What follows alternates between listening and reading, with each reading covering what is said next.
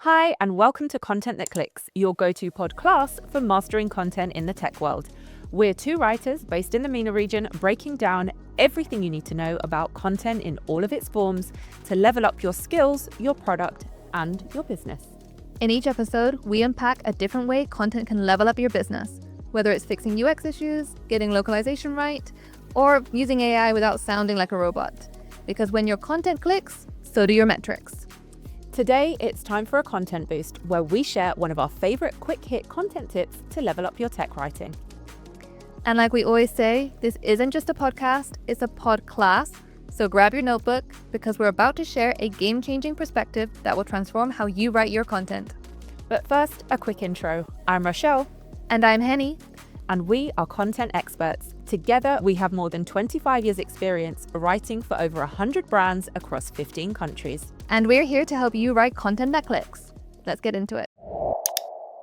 Okay, today's boost, it's a spicy one, and every product owner, marketer, and growth lead needs to hear it. We're talking about how bad content is quietly costing you money at every single stage of the user journey. Yes, content is so often seen as a nice to have, but here's the truth. Content is a product's foundation, and it directly impacts your bottom line. We're going to work through the user lifecycle stage by stage to show you exactly where poor copy is draining your budget and, of course, how to fix it. And it all starts when the customers are in the awareness stage. During this stage, you want to focus mainly on your App Store listing, landing page, and ads. If your copy is weak, jargony, or vague here, people won't click.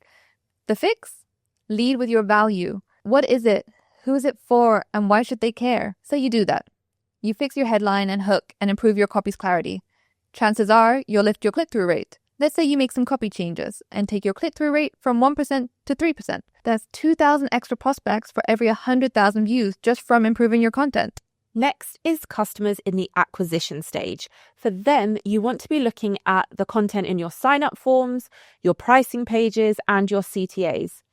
Bad content here causes hesitation, but the fix? Writing benefit-led CTAs, removing friction, and making the next step really obvious. This is where you really start to see results. Let's say you get 10,000 visits. If your conversion rate jumps from 2% to 5%, that is 300 additional signups.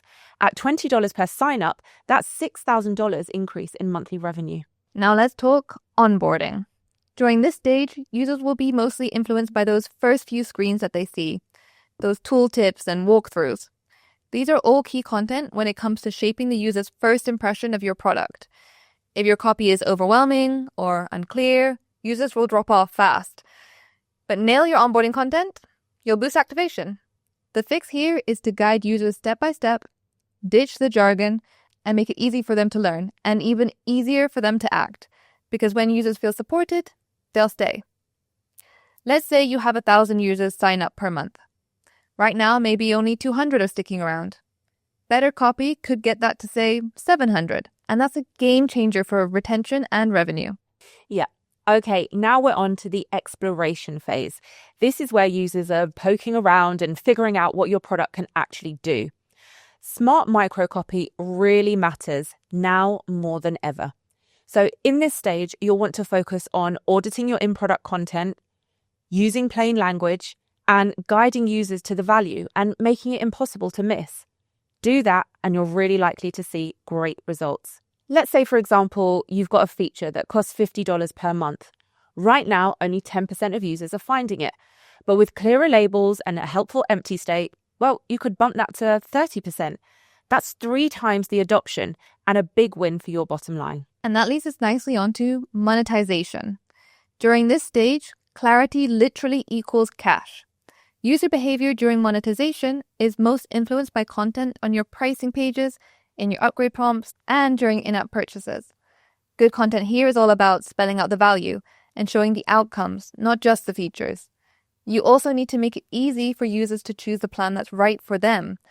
Do that, and you should be on track for some tangible improvements. Say your upgrade flow currently converts at 4%.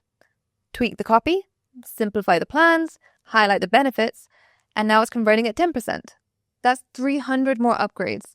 Say they're $25 each. You've just made $7,500 more this month alone. Now we're on to the retention stage. This is where you'll want to focus your attention on your push notifications, your release notes, and help content, because great UX content doesn't just attract users, it keeps them. So the key here is to be relevant, to be timely. You want to use your content as an opportunity to remind users why they signed up and to show them that you're still solving their problems. Get this right and retention rates should jump. Let's say 100 fewer users churn because your content is clearer, more helpful, and actually shows you care. If each user has a lifetime value of $120 per year, you've avoided missing out on $12,000 just by improving your comms. And finally, advocacy. Users in this stage of the customer lifecycle will be mostly impacted by referral prompts, review requests, and testimonials. The stuff that turns happy users into your best marketers. Bad copy here, like asking your users just to share the app with no reason or context, or worse, burying your referral option altogether. This will affect your referral rate and mean you miss out on free growth. The fix? Make referrals really easy to share, give people a reason to share them, offer a reward, and ask them in a way that actually feels human. It better copy boosts your referral rate from, say, 1% to 5% on a 10,000 user base. That's 400 new users. At $30 each, that's $12,000 in extra growth without spending $1 in ads. As I think we've seen today, bad content costs money, while good content equals more users, more trust, and more growth. So test your words, audit your flows, stop leaving money on the table, and make your content work for your bottom line. That's your content boost for today. We know there's been a lot to take in on today's episode, but that's because it's such a big topic with huge potential to impact the financial success of your product. That's why we put together a really handy cheat sheet that summarizes everything that we covered today. That's it for today's content boost. We'll be back next time with another quick win for sharper content and smoother experiences. If you want more tips like these, you can follow us on Instagram at content.clicks or TikTok at content.clicks.pod. You can also let us know what you think of today's content boost by dropping us a DM or emailing us at content@clickspod@gmail.com. Until next time, keep making content that clicks.